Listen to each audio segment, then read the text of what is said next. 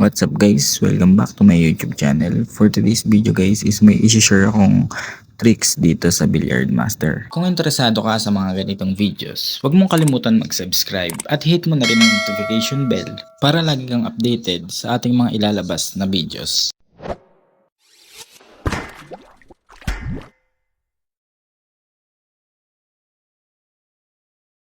So ayun guys, para sa mga bago, ano nga ba tong application na to? Ito ay billiards, pero hindi lang basta billiards, no? Kasi pwede ka ditong kumita. Oo, tama yung narinig mo, pwede kang kumita. Kaya kung mahilig ka mag-billiards, bagay sa ito.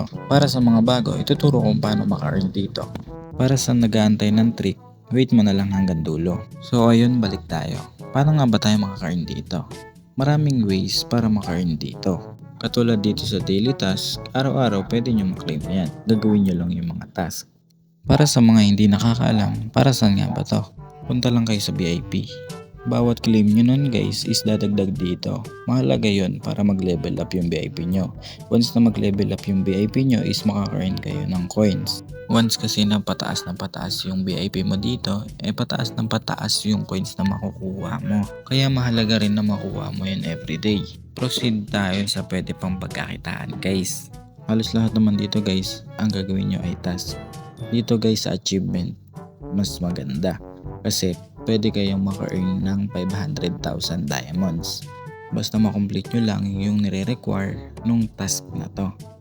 Marami pang task na pwede nyong gawin dito para maka-earn kayo ng coins. Katulad dito, once na may makomplete ka dyan, magre-refresh naman yan at magbibigay ng panibagong task.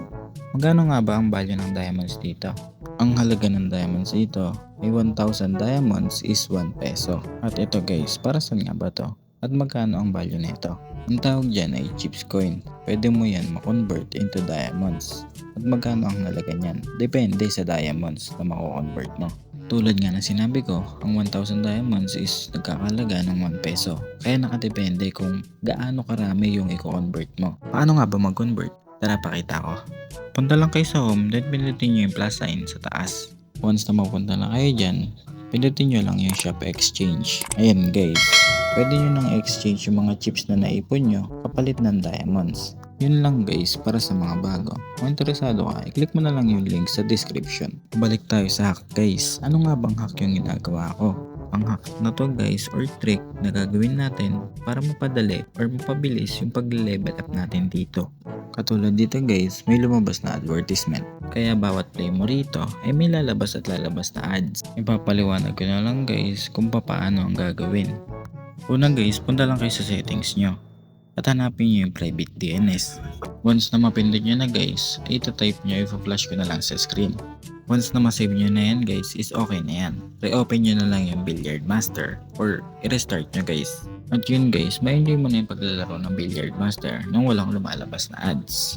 Oo nga pala guys, may disadvantage lang yan guys. Once kasi na-claim mo yung times 5, hindi makiklaim dahil walang ads na lalabas. Pero pwede mo naman i-claim yun. Basta i-off mo lang yung private DNS mo. Katulad nito guys, once kasi na naka-on yan, ganito ang mangyayari. Yan guys, pero katulad nga ng sinabi ko, pwede mo naman i-claim yan. Basta i-off mo lang yung private DNS. Yun guys, ang advantage naman nun guys is tuloy-tuloy na yung laro mo. Wala nang ads na lalabas. Yun guys, kung nag-enjoy ka sa ating video ngayon, huwag mong kalimutan mag-subscribe at hit mo na rin ang notification bell para lagi kang updated sa ating mga ilalabas na videos.